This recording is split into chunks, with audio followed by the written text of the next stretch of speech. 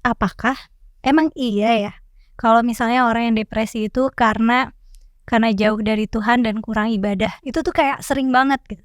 Padahal sebenarnya bagi kita di emosi tuh gak ada yang baik, gak ada yang buruk. Emosi itu semua netral, itu fungsinya hanya alarm. Menjadi tidak baik ketika ekspresi kita keluarnya tidak baik. Karena kita marah, kita boleh lempar gelas gitu kan, gak gitu. Hai, ketemu lagi sama aku Mela di channel Forbidden Question, segmen Forbidden Conversation. Dan di episode kali ini spesial banget karena aku mengundang psikolog yang aku rutin kunjungi mungkin terakhir kali tuh 5 tahun yang lalu ya. Ya nggak sih Mbak Riza, apa kabar? Mbak Mel, apa kabar? Baik. Ya ampun, dia kurang lebih 5 tahun ada kali ya. It's been a while loh. Pokoknya sejauh, tapi jauh sebelum pandemi. Pandeminya juga 3 tahunan. Iya kan, berarti mungkin 5-6 tahun kali. You look great. Great. Thank you udah di-invite. Mbak Riza mau kenalan dulu nggak sama teman-teman audiens Forbidden Question yang barangkali belum kenal sama Mbak Riza? Oke. Halo, nama saya Liza Marieli Japri. Saya seorang psikolog klinis, life coach sama certified hypnotherapist juga. Prakteknya itu ada di RSK Dharma Wangsa. Tadinya namanya Sanatorium Dharma Wangsa, terus sempat berubah RSJ Dharma Wangsa. Terus karena itu kayaknya terlalu stigma banget, jadi akhirnya jadi sekarang RSK Dharma Wangsa, Rumah Sakit Khusus Dharma Wangsa. Terus selain situ juga ada di Mitra Keluarga Bintaro. Terus apa lagi? Udah cukup. I'm a mother 4 anak. Ibu dari 4 anak, usia 22 sampai yang paling gede, yang paling kecil 9 tahun. Ya itu ibu-ibu jagoan. Aku punya beberapa pertanyaan penting nih. Yes. Buat Liza. Pertanyaan pertama adalah, apakah emang iya ya kalau misalnya orang yang depresi itu karena jauh dari Tuhan dan kurang ibadah? Itu tuh kayak sering banget gitu. Banyak banget. Jadi gini, kalau kita berbicara kesehatan mental itu sendiri kan sebenarnya suatu hal yang masih orang tuh banyak mispersepsi, kemudian penghakiman ya. Sebenarnya itu satu hal yang perlu dimaklumi ya, tapi tidak bisa dibiarkan. Justru sebenarnya kalau buat saya pribadi ya, pandemi itu masa-masa di mana kesehatan mental jadi booming.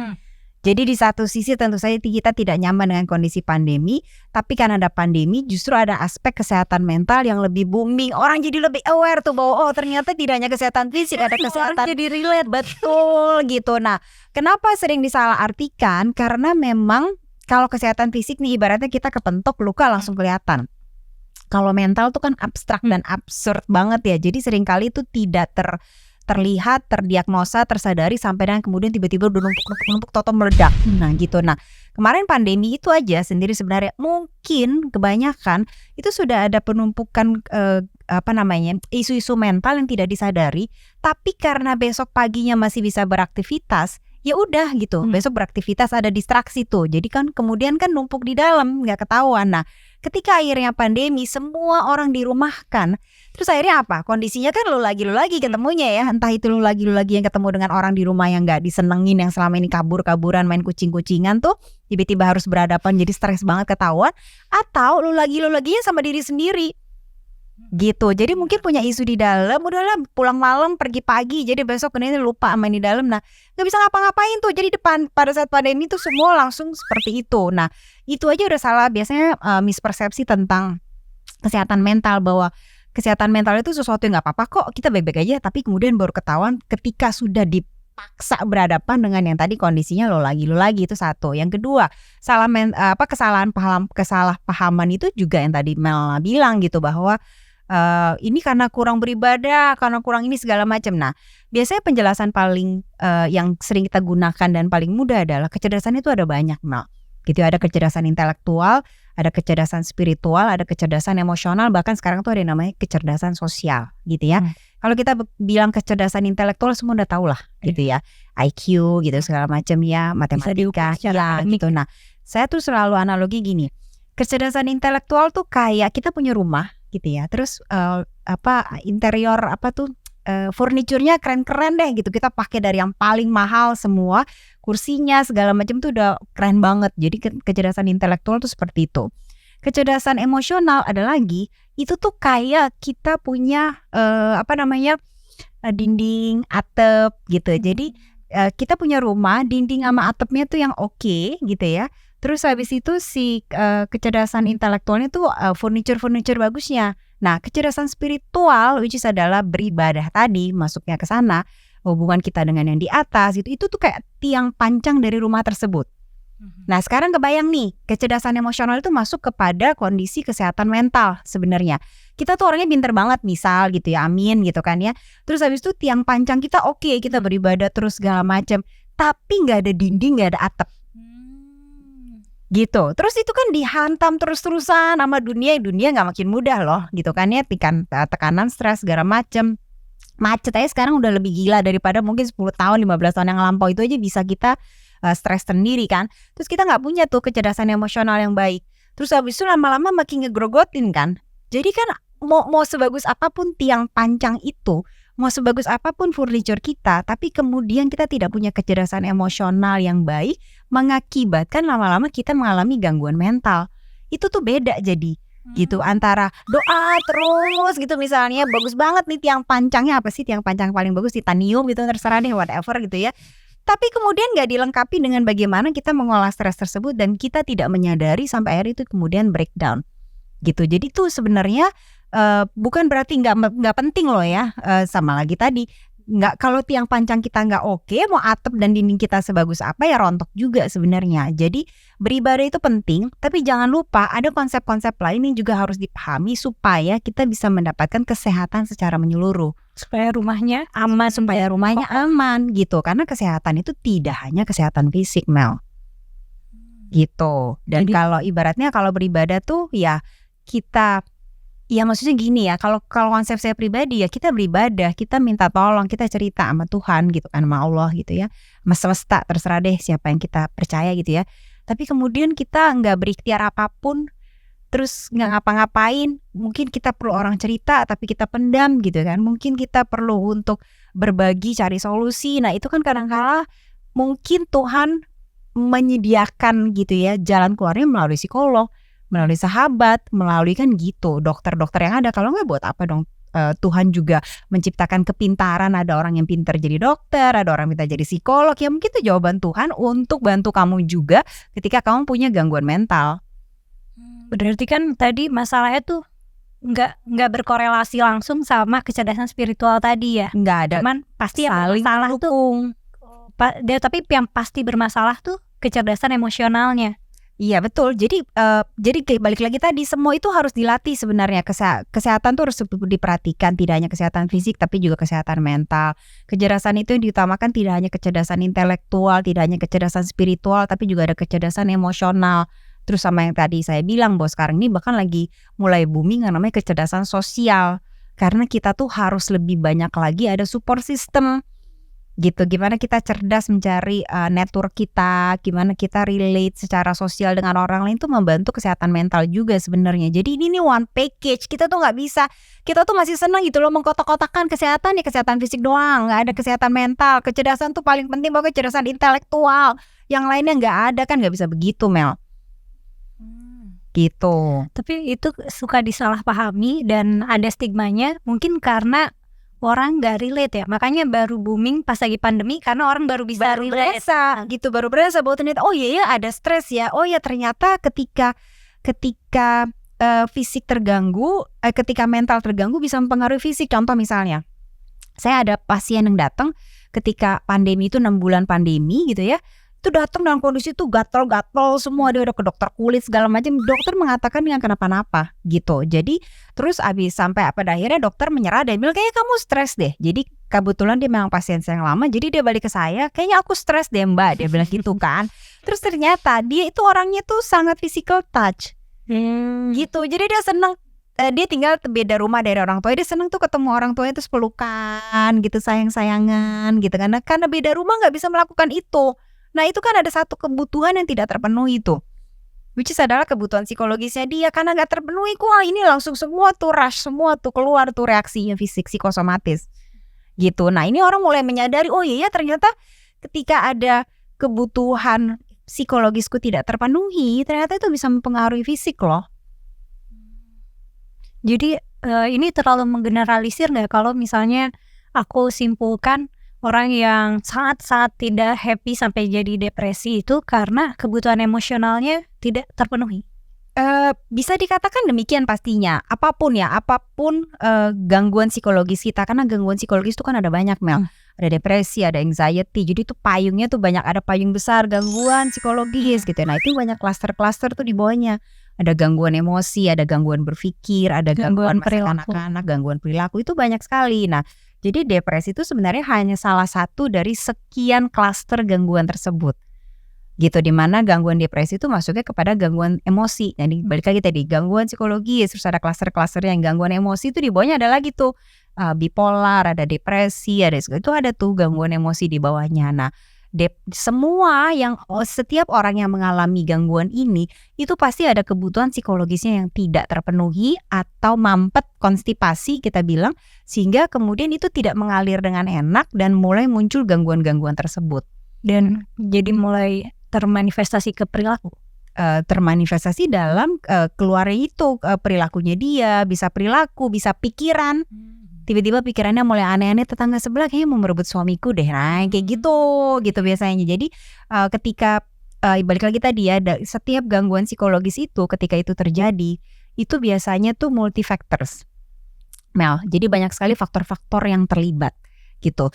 Kurang lebih sekitar 80% itu penyebabnya itu multifactors. Itu hanya sekitar 10-20% yang single factors, misal kondisi lahir langsung autis. Oke. Jadi memang udah born with it gitu ceritanya. Nah, yang lain itu biasanya multifactors, yang biasanya oleh karena multifactors jadi dia tunggu waktu sampai dengan dalam tanda kutip meledak.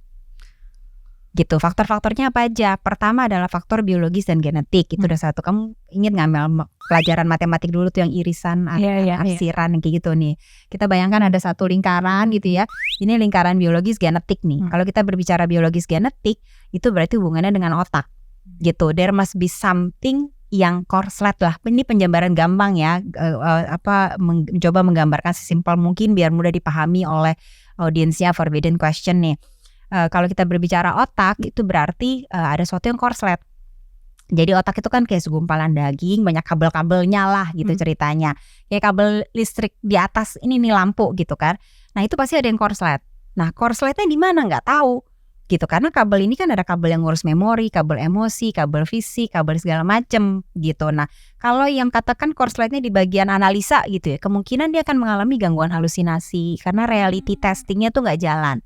Kalau yang korslet kabelnya itu di bagian emosi, ya mungkin dia akan bipolar, manic, depresi, itu tergantung tuh gitu. Nah, kenapa sampai ada kondisi biologis genetik yang tidak baik? Ya tergantung, bisa karena genetika, jadi mungkin keturunan. Yang kedua, apakah ada pemakaian obat-obatan tertentu yang bikin dia komponen otaknya ini jadi korslet? Apa pernah jatuh, apa pernah step, panas tinggi segala macam yang mengakibatkan si otaknya itu terkejut dan kemudian wah korslet lah gitu. Jadi ini satu lingkaran nih. Terus ada lingkaran kedua itu biasa karakter. Ya, karakter itu biasanya mereka dua orang yang paling sering datang ke ruang praktek itu adalah perfeksionis sama kaku. Jadi semua tuh harus pokoknya sesuai mau yang aku nih, ya begini ya, pokoknya nggak bisa tuh agak wah stres. Nah, jadi kebayang keperfeksionisannya dia sama kekakuannya dia itu membuat kabel listriknya itu beban listriknya banyak banget. Nah, seiring dengan waktu gitu ya, ini pasti kan lama-lama korslet gitu. Terus karakter apa lagi? Pendendam, marah gitu. Jadi semua bisa related. Ikhlas, let go, belajar. Jadi numpuk ya, overtime semua ya. Ini kan kabel, kayak tadi kabel listrik dan ini numpuk. Nah, lingkaran yang ketiga itu adalah biasa stresor, tekanan-tekanan dalam lingkungan. Makanya biasanya nunggu waktu sampai meledak. Nah, kalau tiga-tiganya terpenuhi nih, irisannya, arsirannya ketemu, itu jadi. Gitu. Nah, oleh karena itu, balik lagi tadi gitu. Jadi ini seringkali kita nggak ngeh. Kalau kita berbicara biologis genetik, ya mungkin itu sudah terberi atau sudah terjadi. Kita nggak bisa ganti otak loh gitu kan. Kalau kabel listrik rumah kita yang korslet bisa kita ganti. Kalau ini kan nggak bisa. Nah, yang bisa kita kelola adalah karakter kita sama si stress management, tekanan-tekanan dalam hidup itu kita belajar untuk kelola gitu. Nah, ini kan beribadah saja tidak cukup Benar. gitu. Tentu saja gitu beribadah menjadi penting melatih kita untuk lebih legowo, lebih acceptance, lebih bisa mempercayai bahwa ada so-called greater force gitu ya mengendalikan ini semua. Mungkin aku memang lagi harus belajar sesuatu, tapi kan kita nggak bisa hanya duduk aja. Sekarang kalau kita stres nggak punya duit nih, terus kita banyak berdoa gitu ya, tapi kan uang 10 juta nggak akan ngetok pintu kita ya. Kalau bisa begitu saya juga mau deh, cuma begitu doang ini nggak mungkin. Jadi kan tetap aja katanya Tuhan harus keluar berikhtiar, pintu rezekinya udah ada tuh di tangga kedua gitu. Tapi kan untuk nyampe tangga kedua sana kita harus jalan. Berarti kalau uang tuh masalahnya stresor ya. Dan Iya, stresor, betul. Kalau Masuk ke lingkaran stresor tersebut. berarti dia harus dikelola nih stresornya. Nah. Entah selesaiin masalahnya atau ya misalnya kalau stresornya orang lain ya jaga jarak. Iya, atau kita nah kalau contohnya tadi misalnya stresor kita adalah orang lain, apakah sudah kita assertively communicate dengan dia gitu. Kalau ternyata sudah bertahun-tahun mencoba negosiasi, resolusi konflik gak kelar-kelar, ya mungkin memang perlu jaga jarak. Tapi kalau belum apa-apa kita langsung jaga jarak, itu nanti takutnya kita jadi orang yang kabur-kaburan dari masalah gitu. Jadi setiap isu itu kan sangat subjektif, personal, dan bisa beda-beda loh, unik gitu. Jadi nggak ada one size fits all gitu. Makanya penting untuk konsultasi ya, supaya. Nah, biasanya kita tuh kusut duluan gitu. Saking kita kusut duluan, ini sekolah tidak bisa kusut loh. Jadi kita tuh kadang-kadang nggak bisa memikirkan solusinya, padahal mungkin solusinya mudah. Nah, kita tuh butuh orang lain untuk mengkonsulkan itu. Jadi kita bantu mengurai benang kusutnya, itu satu. Kalau kita pergi ke orang yang tidak profesional kan takutnya kan jadi malah tambah kusut. Betul, coba kayak contoh gini. Kemarin ada telepon nih dari seorang pemuka agama di daerah Jatim gitu kan ya. Aku punya kasus yang orang tuanya bawa ke aku karena dia katanya digendam. Jadi dia percaya dia nyai apa segala macam, diruat segala macam, dan itu terjadi dari 2018. Udah lama sekali kan. Terus ternyata nggak cocok-cocok, akhirnya baru tuh si kiai dan keluarganya berpikir, apa jangan-jangan dia butuh pengobatan medis ya? Gitu. Nah akhirnya setelah diskusi segala macam, saya bilang sama dia, Gus itu jangan-jangan itu mengalami gangguan skizofrenia gitu, dia ada halusinasi segala macam. Nah kalau udah ini ada yang korslet, ini harus dibantu sama intervensi medis obat. Karena obat-obatan psikiatri itu berfungsi untuk kayak tadi saya katakan, kita nggak bisa ganti kabel. Kalau kabel listrik bisa diganti, kabel otak nggak bisa. Nah obat-obatan tuh fungsinya melakban si korslet tersebut biasanya. Gitu. Nah ketika si orang tuanya ini mungkin tidak pergi ke profesional, pergi ke kiainya gitu, which is nggak apa-apa pergi ke kiainya gitu, kalau buat saya juga nggak apa-apa kok. Tapi ketika tidak ada perubahan, harusnya kan mulai terpikir yang lain ya, apakah sesegera mungkin, karena kita bicara dari 2018 loh. Selama itu dia tidak mendapatkan treatment gitu ya, intervensi untuk korsletnya. Wah itu kebakarannya makin kemana-mana. Tuh kayak rumah gitu ya kebakaran, terus kita asik ngopi gitu kan nggak mungkin ya, pasti kan kita harus segera manggil pemadam kebakaran supaya kebakarannya nggak melebar kemana-mana gitu. Tapi kalau gangguannya kayak di gangguan emosi atau mood, orang tuh susah nyimpulin kalau ini tuh penyakit klinis yang bisa disembuhin. Itu aku deh, jadi kayak aku kan kayak ngerasa sedih mulu, ngerasa setiap hari rasanya pengen mati gitu. Dan aku nggak bisa mikir, oh ini penyakit yang bisa disembuhin gitu. Aku mikirnya ya ini perasaan aku gitu. Ya, itu pembahasan menarik juga Mel. Jadi gini ya, kita berbicara kalau tadi contohnya emosi ya. Kalau kita berbicara emosi itu bahasa Inggrisnya emotion. Ya, jadi actually itu harusnya tuh energy in motion. Oke. Energi yang motion. Tapi kita hidup di kultur yang seringkali nyuruh kita untuk menekan emosi. Anak kecil gak boleh nangis, nanti dibilang cengeng, gak ada temen, nanti kamu gak dapet jodoh lo. Anak perempuan gak boleh marah-marah itu gak baik, nanti kamu gak dapet jodoh. Semua ada konsep-konsep anak laki gak boleh nangis, nanti cengeng, ngames, segala macam. Kemudian kalau ada yang meninggal gak boleh nangis, ini kan udah takdir Tuhan, kamu gak pengen nangis lagi, berarti kamu gak ikhlas. Pokoknya hal seperti itu yang mengakibatkan emosi banyak yang gak motion. Ketika tidak motion, apapun yang harusnya motion tidak motion, pasti jadi mampet. Dan kalau itu mampet jadi konstipasi. Ya, kalau itu konstipasi tinggal tunggu waktu meledak. Jadi kalau ibaratnya analogi gampang lagi, balon kita tiup nih tuh gitu, lama-lama meledak kan pasti ada maksimalnya tuh. Nah itu meledak tuh. Nah ketika meledak, kalau contoh kayak Mel tadi, kamu udah nggak tahu tuh sedih yang mana. Iya, malah aku kalau ditanya enggak kok, aku happy, aku gini gitu. Iya karena ketika sama aja kayak kita tiup gitu kita tiup balon, ketika dia meledak kita nggak tahu udara yang pertama kali ledakan pertama itu dari udara yang pertama ditiup atau tengah-tengah atau terakhir, pokoknya meledak aja. Jadi kita tidak tahu gitu. Jadi sebenarnya kalau berbicara emosi sendiri, selain tadi emotion, energy emotion, yang berikutnya harus diedukasi adalah nggak ada emosi yang negatif. Itu tidak ada. Emosi itu hanya alarm. Yang kita harus pahami, harus decode gitu ceritanya, untuk kemudian kita tahu solusinya.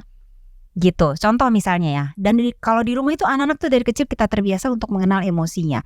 Mendecode, mengenal emosi itu jadi penting untuk dia kelak dapat solusi. Contoh yang tadi saya mau sampaikan. Si kecil masuk nih, terus dia mewek, oh gitu. Pertanyaan powerful kita adalah, Dek, what are the tears for?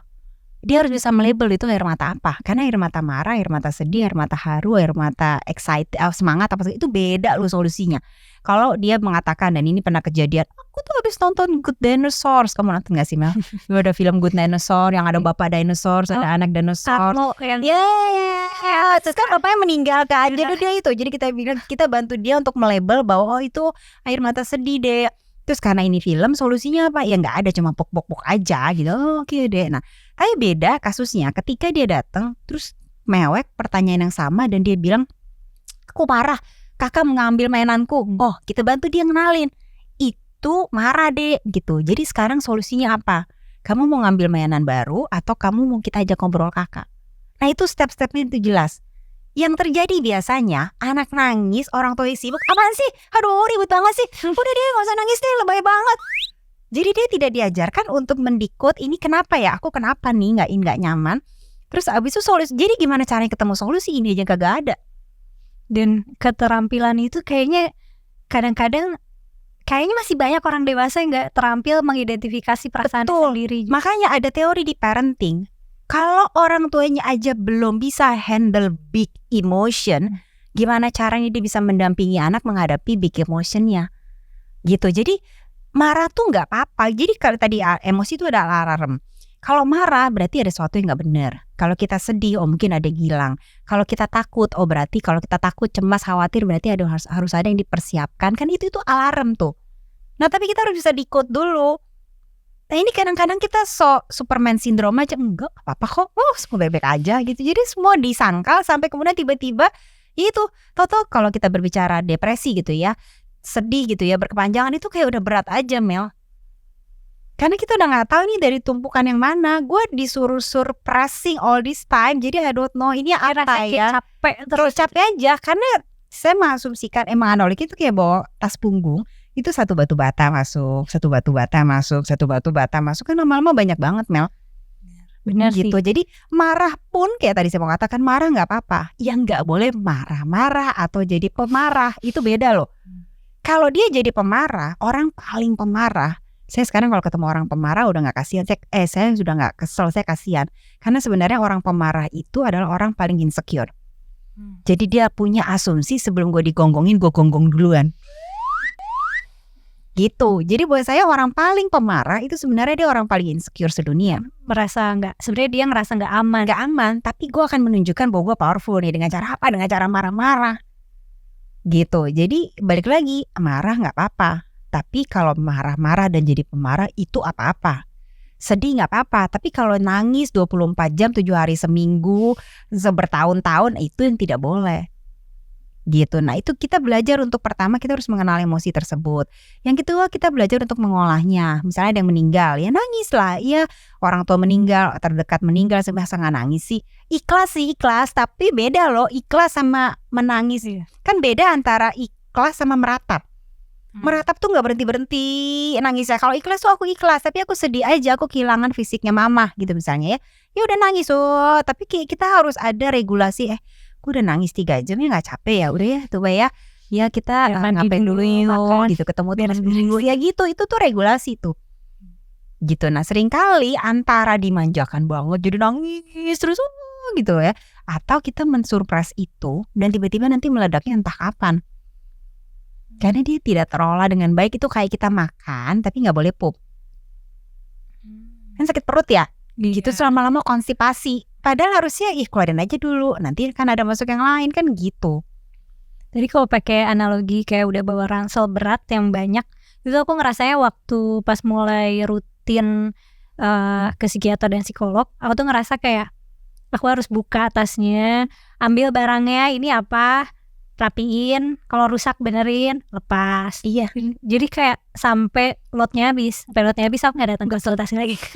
Nggak apa-apa, karena memang jangan sampai terjadi kelekatan yang berlebih sama si terapisnya. Karena at the end of the day sebenarnya tujuan ketemu psikolog itu bukan untuk lekat dan terus dikit-dikit dibantuin, tapi bagaimana kalian pada akhirnya belajar tools untuk menghadapi isu kedepannya lagi. Gitu. Itu yang harus dilakukan sebenarnya. Nah, seringkali salah kaprah sama psikolog juga datang ke terapis gitu ya. Itu kayak berharap instan gitu. Gue dateng ini harus langsung selesai ya, gitulah. Tumpukan masalahnya aja udah berapa puluh tahun gitu ya. Kali bisa langsung selesai sekarang dalam satu kali ketemu. Nah, itu yang kadang-kadang tidak ada konsistensi dan komitmen untuk menjalani proses tersebut. Sebenarnya dulu aku juga sebelum akhirnya istiqomah konsultasi ke Mbak Liza, sebelumnya tuh aku udah ganti-ganti psikolog tuh kayak banyak banget selama bertahun-tahun, dan aku nggak ngerasa helpful.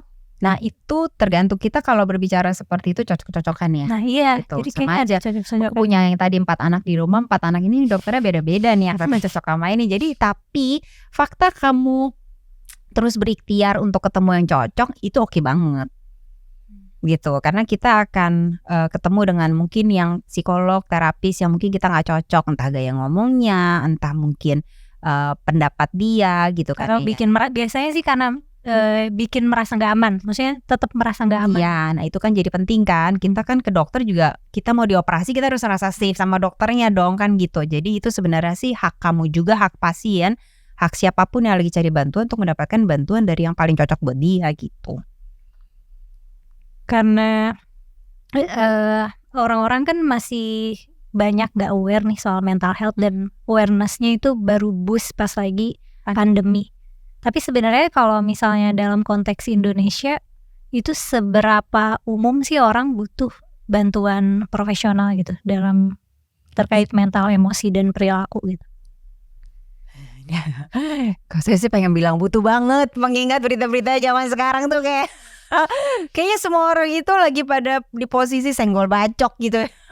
Di jalanan tiba-tiba bisa kebuk-kebukan aja gara-gara salib. Kemudian yang orang dewasa yang begitu, anak kecilnya pun juga begitu di sekolah kan, dikit-dikit bully segala macam. Jadi kalau ditanya butuh nggak butuhnya sih, kalau buat saya ya butuh gitu. Kenapa sih kita tidak menjadikan mental health itu seperti physical health? Jadi kalau kita bisa medical check up secara rutin fisik, kenapa nggak ada medical check up untuk psikologis? Gitu, itu kan harusnya demikian ya. Terus iya itu menganggap nggak ada salahnya kok dadakan gitu ya, atau pengen coba ngecek ya siapa tahu ternyata, karena kadang-kadang kita bisa nggak gitu ya. Jadi itu terselubung ya, maksudnya sesuatu yang ditumpuk terlalu lama, kadang-kadang kita nggak bisa tahu nggak kayaknya ada ini deh. Nah itu mungkin butuh orang lain yang melihat. Jadi kalau mau nggak apa-apa. Tapi kalau ditanya tanda-tanda terpenting misalnya kapan sih aku butuh ke psikolog gitu kan ya, pertanyaannya tahu dari mana kalau aku udah stres banget gitu kan ya. Biasanya itu ada 4 yang harus kita perhatikan gitu, 5 lah nanti ya. Jadi sebelumnya saya harus mengatakan dulu, saya harus edukasi dulu ya. Ketika kita terjadi stres, itu respon orang keluar tuh beda-beda. Sama halnya kayak fisik juga. Kalau imunitas kita turun, ada yang jadi diare, ada yang jadi batuk, ada yang jadi flu, kan respon keluarnya beda-beda ya. Nah, psikologis juga demikian tuh Mel. Ketika kita udah stres yang menumpuk sekali, biasanya yang pertama yang harus dilihat, dan ini dilihatnya ke beberapa aspek, ini dilihat dalam sekitar 3 sampai dengan 6 bulan terakhir ya gitu. Yang pertama, apakah ada perubahan pola makan? Gitu, itu dilihat dulu. Signifikan nggak perubahan pola makannya? Nah, yang tadi saya katakan orang berbeda-beda respon keluarnya. Ada orang stres nggak bisa makan, gitu, losing appetite lah. Itu suatu hal yang orang pasti bisa, iya kayaknya gue stres deh, gue losing appetite. Nah, yang susah itu biasanya ada yang emotional eater, yang kerjaannya kalau saya bercanda itu mama biak terus-terusan, ngunyah terus. Nah ini yang kadang kala kita atau orang lain itu skip ngelihat, stres apaan, orang sekarang dia makan 3 piring kok sekali makan gitu. Nah tapi kalau ada perubahan sangat signifikan seperti itu dalam 3-6 bulan, jangan-jangan lagi stres Jadi diperhatikan. Yang kedua, perubahan pola tidur. Ada orang yang ketika stres jadi nggak bisa tidur gitu ya, which is itu satu hal yang kayaknya orang langsung tahu, oh lagi stres dia nggak bisa tidur. Tapi ada loh orang stres itu hipersomnia, jadi maunya tidur terus-terusan, tapi udah tidur berapa lama pun tetap merasa lelah. Mau udah tidur 18 jam, 20 jam, 24 jam, itu tetap aja merasa lelah. Bahkan ada orang yang mengalami, kita sebut tuh tiba-tiba saya blank. Ada gangguan tidur. Jadi gini, pada saat kita stres, kadang-kala ketika ada kalau itu stresnya udah stres banget gitu ya, itu disebut misalnya kita punya gangguan isu keluarga, disebut kata keluarga itu kita tuh kayak komputer tuh langsung shutdown dan langsung tidur gitu. Itu ada filmnya. Kalau pernah nonton nih ya, coba cari, ada film Rat Race. Yang main itu salah satunya, jadi Rat Race itu perlombaan race itu. Nah, salah satunya Mr. Bean. Nah, Mr. Bean ini memainkan orang yang punya gangguan ini. Jadi dia bisa tiba-tiba lagi rat race gitu, lagi mau ngambil di loker apa, terus dia tidur. Udah di situ dia tidur. Gitu. Nah, itu kan gangguan tidur. Nah, ada tidak gangguan tidur dalam 3-6 bulan terakhir ini gitu ya. Yang ketiga itu biasanya adalah tadi perubahan pola makan, perubahan pola tidur, perubahan emosi. Jadi naik turun banget nggak? Nangis, ntar tiba-tiba ketawa, ntar marah-marah, ntar segala macam. Kalau ada perubahan pola tidur yang emosi yang cukup signifikan, jangan-jangan lagi stres. Yang keempat ini lebih sulit dilihat biasanya. Itu perubahan pola berpikir. Tapi biasanya terlihat ketika dia ngomong. Yang tadi contohnya, tetangga sebelah mau ngambil suamiku gitu. Nah, kalau itu mulai sering kayak gitu, jangan-jangan stres, berarti ada yang korslet. Nah, kelima yang terakhir adalah perubahan pola perilaku. Yang tadinya biasa sosialisasi jadi males, maunya di kelompoknya berat banget segala macam. Nah, kalau 5 perubahan ini ada dalam 3-6 bulan ini, jangan-jangan sudah butuh bantuan profesional. Tapi kalau misalnya gangguannya kurang dari itu, dan misalnya masalah yang remeh gitu, maksudnya bukan misalnya ibunya meninggal gitu, tapi misalnya ada masalah percintaan gitu. Tapi kayak susah aja ngurainya dan itu belum lama gitu. Nggak apa-apa, pergi aja ke psikolog. Sebenarnya nggak harus nunggu parah. Nggak usah nunggu parah, betul. Malah sebaiknya jangan nunggu parah gitu. Makanya kan sama aja kita medical check up fisik kan juga nggak nunggu parah ya. Baru amit-amit ada apa, baru stroke, baru medical check up kan nggak ada ya gitu. Jadi biasanya kan kita rutin tuh setahun sekali medical check up atau cek lab lah. Paling nggak kolesterol gue berapa sih, asam urat segala macam. Nah, kenapa sih nggak sekali gitu ya, setahun sekali make it rutin gitu kan? Datang ke psikolog gitu ya, nggak apa-apa, pengen check up aja kesehatan mentalku kayak gimana. Dan itu kan nggak apa-apa, siapa tahu nanti ada yang terlewat daripada numpuk kayak tadi keburu meledak, ya jangan sampai meledak. Iya dan itu make sense banget ya. Gitu deh, karena kehidupan tidak lebih gampang loh sekarang. Gitu kan. Ya perbandingan yang paling signifikan apalagi kalau kita tinggal di kota besar ya, kemacetan. Dulu nggak seperti ini, sekarang seperti ini, masa iya itu tidak mempengaruhi? Kalau sesekali doang menghadapinya nggak apa-apa, tapi kalau sering sekali kan pasti kan kita stres juga. Nah, itu mungkin perlu dibicarakan, ditanya tuh sama profesionalnya gimana dampaknya ke kamu secara fisik, secara mental gitu. Tapi kan Mbak Liza, layanan kesehatan di Indonesia katanya kurang banget. Katanya kalau mau ke psikolog tuh antrinya bisa lama banget. Ya itu. Jadi nih saya mau encourage orang-orang untuk mengambil major psikologi gitu ya. Ayo, saya butuh kolega-kolega tambahan. Jadi memang kita tuh ada berapa? Ada berapa sih, 260 juta sekian ya Indonesia. Berapa sih, kurang lebih sekian ya. Sampai dengan saat ini itu psikolog klinis itu sekitar 2.900-an. Jadi warga Indonesia itu kan 260 jutaan ya, di bulat bawah, bulat atas, terserah deh gitu ya. Terus kita tuh psikolog klinis itu sampai dengan terdaftar sampai saat ini itu 2.900 sekian, 3.000 lah. Jadi satu psikolog itu pegang 86 ribuan. Ini kebayang nggak? Jadi itu tantangannya tuh luar biasa sekali gitu. Jadi ayo kita nambah kolega-kolega itu satu tantangannya memang. Yang kedua, 70%-an itu ada yang di Pulau Jawa. 70%-nya betul gitu. Nah, ini juga yang perlu untuk lebih disebar sebenarnya. Tapi permasalahannya adalah di Pulau Jawa ya belum selesai. Oke, gitu kan. Jadi kalau mau disebar gitu ya, sini aja belum selesai gitu. Di sini aja masih kekurangan, memang seperti itu. Cuman memang sekarang alhamdulillah gitu ya, lebih banyak lagi kan udah mulai ada tuh bantuan-bantuan yang online, jadi lebih terjangkau. Di puskesmas pun sebenarnya juga ada sekarang gitu, layanan psikologi segala macam itu sudah mulai ada. Cuman memang yang lebih saya encourage biasanya saya edukasi gitu ya. Kenapa sih tidak ada istilahnya kayak TOT gitu. Jadi kalau di luar Mel, sebelum benar-benar pergi ke psikolog, dia tuh melewati tuh ada pendamping psikolog, bukan psikolog ya, tapi pendamping psikolog di sekolah dulu mungkin, atau di komunitas kayak di RT segala macam. Nanti kalau tidak tertangani baru nanti ada yang asisten konselornya. Nanti kalau benar-benar nggak tertangani juga baru ke konselornya. Gitu. Jadi kalau di luar tuh nggak ujuk-ujuk langsung ke sini tuh, biasanya ada rentetan ini dulu. Nah, ini juga sebenarnya harus kita perbanyak. Gitu. Kalau jadi psikolog klinis kan berarti harus kuliah dulu. Betul, karena sebenarnya psikolog klinis harusnya kalau berdasarkan struktural gitu ceritanya ya, di luar itu paling teratas nanti terakhir. Gitu, ini harus lewatin ini dulu. Nah, permasalahannya yang di bawah sini aja masih kacau nih. Kenapa sih kita tidak mulai, ini juga saya sering sekali mengedukasi. Kenapa sih kita tidak itu tadi TOT, training on trainer gitu segala macam ya, masuk ke sekolah-sekolah, latihan tuh bagaimana jadi buddy buat teman-temannya gitu kan, membantu secara mental, karena kan ya remaja paling mengerti remajanya juga dong gitu. Berarti di sekolah itu harus diajarkan tuh kecerdasan emosional, how to help your friends in need. Nah, itu tuh mulai ada tuh kan screening awal sebenarnya.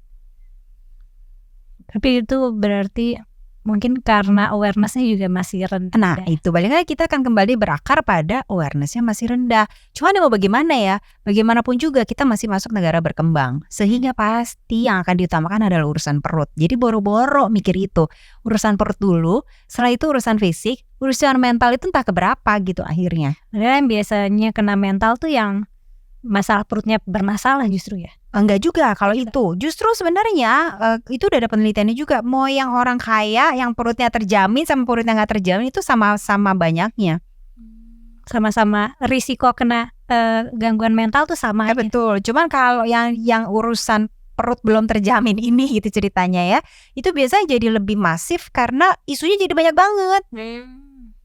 Gitu. Karena stresornya banyak gitu. Tapi kalau dari sisi mentalnya sendiri sebenarnya sama-sama bisa terdampak, karena belum tentu loh orang setajir apa belum tentu dia happy mentally juga.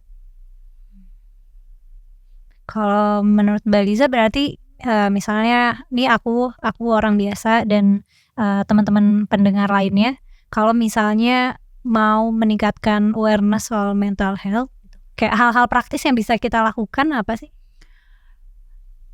Ya itu tadi, paling tidak dilihat dulu perubahan-perubahan itu ada atau tidak sama kita. Gitu, itu satu, itu yang terpenting ya. Karena ini kan screening awal gitu ceritanya. Aku pengen tahu aku nih sekarang nih di titik ini setelah nonton episode Forbidden Question itu mulai berpikir ya, coba 6 bulan terakhir ini aku ada nggak ya perubahan-perubahan seperti itu. Dari itu aja dulu untuk menyadari nih kan, self check in dulu kan.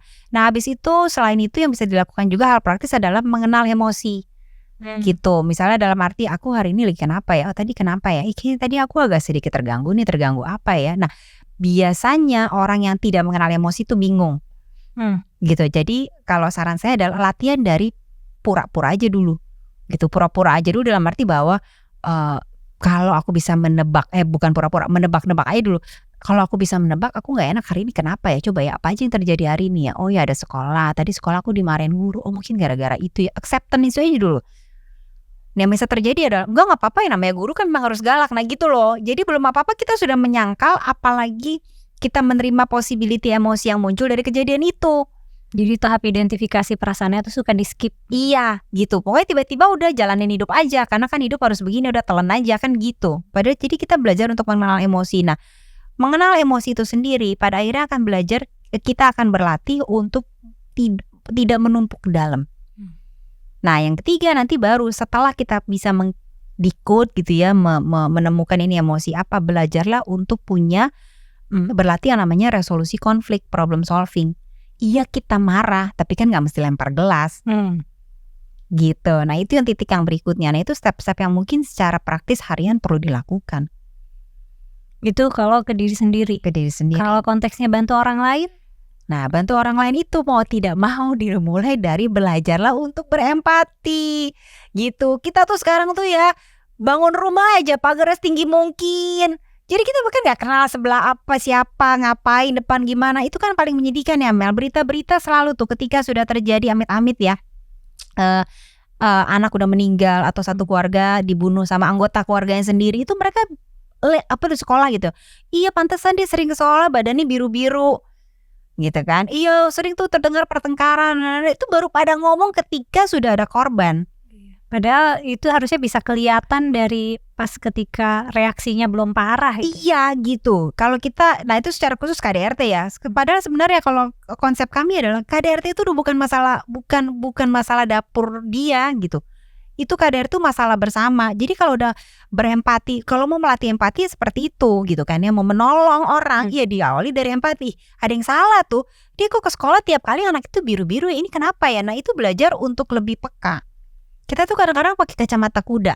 Teman kita di sekolah gitu misalnya ya, biasanya cerewet udah semingguan ini diem, tanya, ih kamu kenapa? Kok kamu semingguan ini lebih diem gitu? Itu kan melatih empati, kita reach out. Apakah orang yang akan langsung cerita dan iya aku butuh bantuan ini? Mungkin tidak. Tapi paling tidak dia tahu ada orang yang siap untuk dengar aku ketika aku sudah siap cerita. Kan gitu. Nah, hal-hal lain juga dalam kehidupan sehari-hari. Sesimpel kita nonton, ya tanggung jawab sama sampahnya sendiri. Ya. Kenapa? Karena itu rentetannya banyak loh. Ada yang akan tukang bersihin.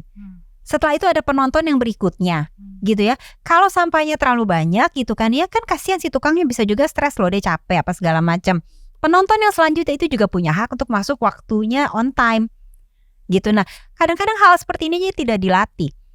Yang gede nggak ngelatih yang kecil, apalagi yang kecil gitu kan, nggak tahu apa-apa. Jadi kalau kami di keluarga biasanya itu sama anak nggak mau bersihin segala macam, dan anak-anak itu udah bisa kritis.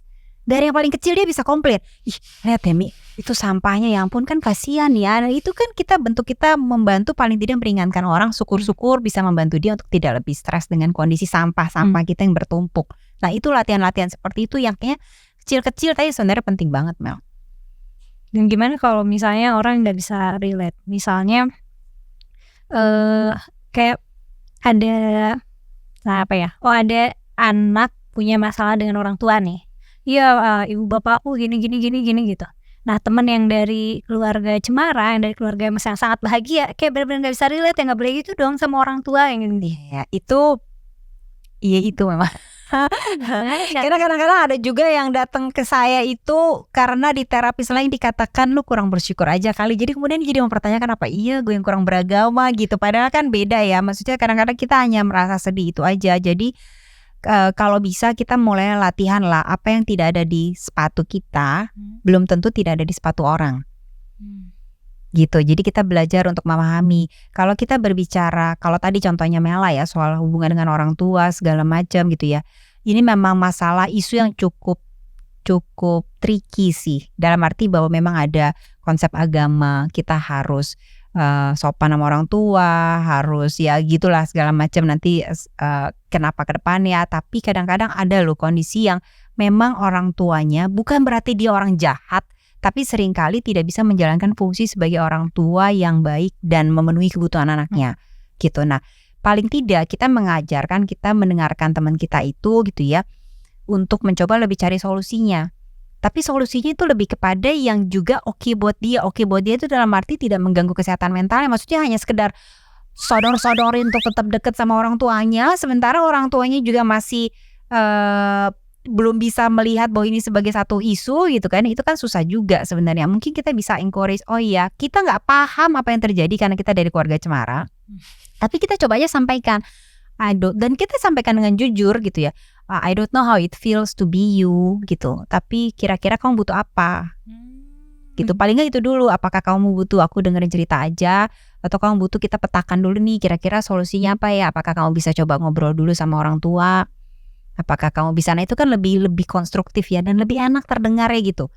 Kita gak perlu menerima dia gitu ya, masalah dia kita sendiri gak paham. Jadi jangan poker face juga gitu, jangan ya apa sih susah sekali ya jadi kamu, sementara kita nggak paham. Kalau kita nggak paham bilang aja kita nggak paham. I don't know how it feels to be you, tapi I'm here to help. Kamu butuh apa? Apakah hanya didengarkan? Apakah kita mau memetakan solusinya? Atau kamu mau aku temenin ngomong sama orang tua kamu? Itu kan bisa sebenarnya. Nah itu lebih lebih terdengar empatikal nggak sih gitu. Belakangan beberapa temanku kalau lagi ketemu lagi, mereka nyapanya tuh apa kabar, terus are you happy gitu. Terus jadi kayak apa boleh buat self check in, happy gitu. Sebenarnya itu oke juga kok gitu kan. Tapi seringkali jadinya takutnya, karena itu pernah terjadi juga ya. Ada pasien yang mengatakan, jadi aku kayak tertuntut harus happy mbak gitu. Padahal balik lagi loh, bahwa ada emosi-emosi lain yang juga sama-sama netralnya dan sama-sama perlu di-acknowledge. Jadi alangkah lebih baiknya kalau kita mau lebih embrace kesehatan mental dengan pertanyaan-pertanyaan seperti itu. Mungkin pertanyaannya, how's your emotion this morning? Karena are you happy itu ternyata bisa intimidating ya. Iya, karena kesannya kan, apalagi yang nanya full senyum gitu kan. Jadi kan lah dia happy senyum, masuk gue gak happy, kasihan antara dia gak enakan, takutnya gue mengganggu happiness lo, atau dia jadi kayak minder, kok dia bisa happy, gue enggak kan gitu. Oh segitu ya. Di aku jadi ngelihatnya si temen aku itu dia buka peluang buat aku cerita kalau aku ternyata tidak happy. Nah, kalau orangnya kayak Mel, bersyukur alhamdulillah. Tapi kalau orang yang feel intimidated itu kan kasihan. Dan kadang biasanya orang yang kayak sedih berkepanjangan itu emang cenderung bitter.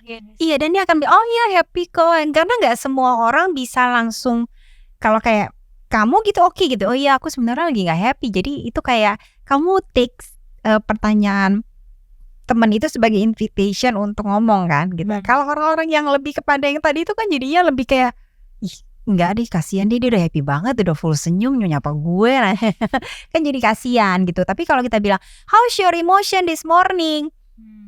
Gitu. Jadi itu kan kayaknya kita bisa mengaddress any emotion. Nggak langsung ditolak. Iya, karena happy. Soalnya nanti takutnya terjadi ekspektasi lagi yang tidak realistis, bahwa emosi yang baik hanya happiness. Padahal sebenarnya balik kita di emosi itu gak ada yang baik, gak ada yang buruk. Emosi itu semua netral, itu fungsinya hanya alarm. Menjadi tidak baik ketika ekspresi kita keluarnya tidak baik. Karena kita marah, kita boleh lempar gelas gitu kan, gak gitu.